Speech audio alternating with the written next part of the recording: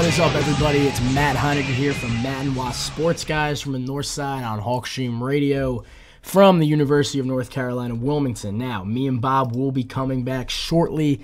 We should be back within the week, I would hope, but I'm here to give you a quick NFL Divisional Playoff recap. I'm not going to focus on the games. I'm going to focus on the stories and the players. There's three guys this weekend who are the stories: Peyton Manning, Joe Flacco, Tom Brady. As is normally the case, what do you expect? Three quarterbacks, they're the stories. We're going to start off on Saturday night with Peyton Manning throwing that interception in overtime. The Broncos lose. We all know that. The 8th time Peyton Manning has gone one and done in his career in the playoffs.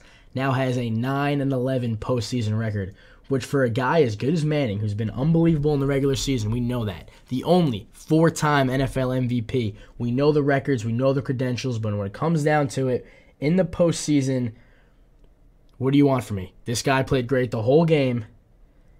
In double overtime, you cannot make that throw. You cannot make that throw to lose the game for your team, because it did. The Broncos never ran another offensive play. Manning never threw another pass. That was it. It was very similar to a couple years ago, the Brett Favre interception against the Saints in the NFC Championship game, which ultimately led to the Vikings' downfall. This was a similar occurrence. Now, I'm not going to put the whole game on that play. On Manning. We got to also remember that, you know what? His special teams gave him 14 points. Trindon Holiday, a guy who I watched a lot of at LSU. He may be 5'5", but you know what? He can fly. He spotted the Broncos 14 points. That's what he gave them. 14 points were handed to Peyton Manning, and he could not win the game. In a game that the Broncos were a heavy favorite. I know the Ravens are great. I know they got defenders everywhere. Joe Flacco, Ray Rice. They got weapons on offense. The Broncos were a 9.5-point favorite in this game. That's a big, big number for an NFL postseason game.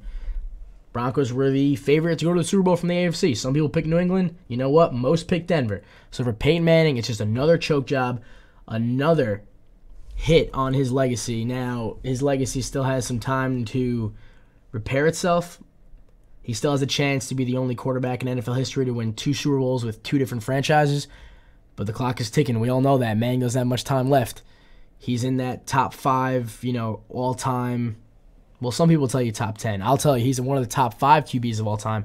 But if he wants to make his case as, number 2, maybe even number 1, he's got to win a Super Bowl. And he's got to play better in the postseason. Because even that one Super Bowl he did win in 2006, go look at his numbers throughout those playoffs. Not good.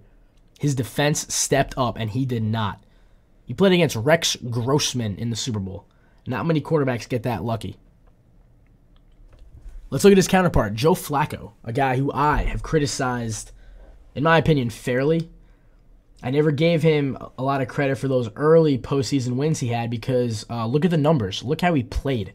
That game they won in New England, 2009, in the postseason wildcard round, the guy completed 4 passes the whole game. He completed 1 pass in New England. He did throw 1 interception, 4 passes to his own team. I got to give him credit for a playoff win when he completes 4 passes. And that wasn't the only example. Their playoff win against Miami, he completed 9 of 23 for the game.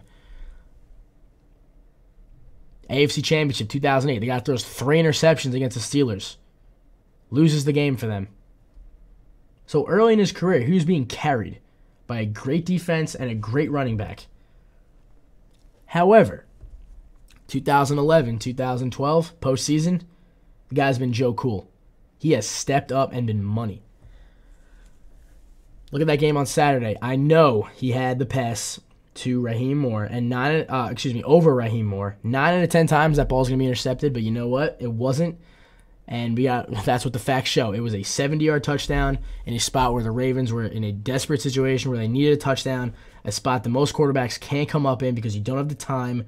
You don't have the resources. It is just a very, very tough situation. But give Flacco credit. He saw single coverage deep. He winged it. The deep ball is the best throw he makes. We all know that. And he tied the game for his team. And in overtime, he made some throws, dumped it off to Rice, and the Ravens win. And now they're on to the AFC Championship. It is Joe Flacco's 3rd AFC Championship game in only 5 seasons. We all know that he's been to the playoffs every year of his career, 5 for 5. But what's more impressive that this is the 3rd time he's playing in a championship game. Early in his career, it was because of his defense and his running game. Now, it's because of him. And we all know last year he outplayed Brady. Completely outplayed Tom Brady. Joe Flacco was robbed last year. A Lee Evans drop, a Billy Cundiff missed chip shot, and he had to go home. Now he's back in the same situation with the same opportunity. He can shut up a lot of haters on Sunday. He can shut up all of his haters. He's in the process of doing it right now, and he's going to get himself a big payday this offseason, considering he's a free agent. Going to stay with the Ravens, obviously, but he's milking himself some money from Baltimore, so good for him. Good for Flacco. His counterpart on Sunday, Tom Brady, did what he does on Sunday against the Houston Texans. God, was unbelievable. But you know what? Who cares? This is where the pressure's on for Tom Brady. He played awful against Baltimore in the AFC Championship last year, and he got away with it. Didn't play well in the Super Bowl. Didn't even lead New England to 20 points. Missed Wes Welker when he was wide open on a throw that could have sealed the game.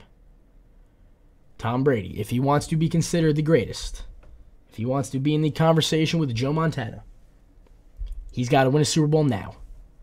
Because you know what? I know he's won 3. That was a long time ago.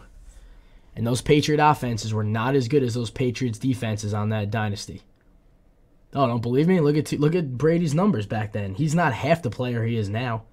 Tom Brady today is way better than the Tom Brady who won those Super Bowls back then.